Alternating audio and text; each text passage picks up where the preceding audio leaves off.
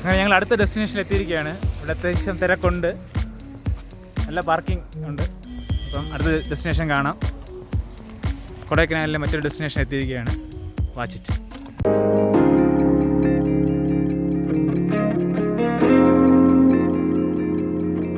ഇവിടെ നമ്മൾ എത്തുമ്പോൾ തന്നെ റോഡ് സൈഡിലായിട്ട് നല്ല പാർക്കിംഗ് സൗകര്യമുള്ള സ്ഥലമാണ് നമ്മൾ കാണുന്നത് ആദ്യം. അതിനുശേഷം നമ്മൾ അകത്തോട്ട് പോകുമ്പോൾ ടിക്കറ്റ് കൗണ്ടറാണ് കാണുന്നത്. അവിടെ ഒരു പേര് എഴുതി വെച്ചിട്ടുണ്ട്. മോയർ പോയിൻ്റ് എന്നാണ് ഈ സ്ഥലത്തിന് അറിയപ്പെടുന്നത്. ഈ സ്ഥലത്തിന് ഇങ്ങനെ പേര് കിട്ടാനുള്ള കാരണം 1929 കൊടൈക്കനാൽ ലേക്കും അതിൻ്റെ അനുബന്ധ സ്ഥലങ്ങളുമായി ചേർന്ന് ഒരു റോഡ് നിർമ്മാണം നടക്കുകയുണ്ടായി.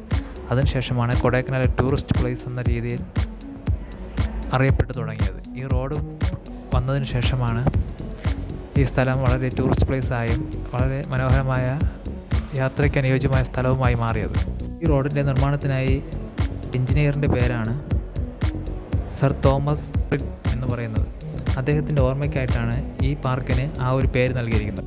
അദ്ദേഹത്തിൻ്റെ പേരിലൊരു സ്മാരകം അവിടെ ചെയ്തിട്ടുണ്ട്. ആ സ്മാരകത്തിൽ അതിൻ്റെ ഡീറ്റെയിൽസ് ഇംഗ്ലീഷിൽ വളരെ വ്യക്തമായി എഴുതി വെച്ചിട്ടുണ്ട്.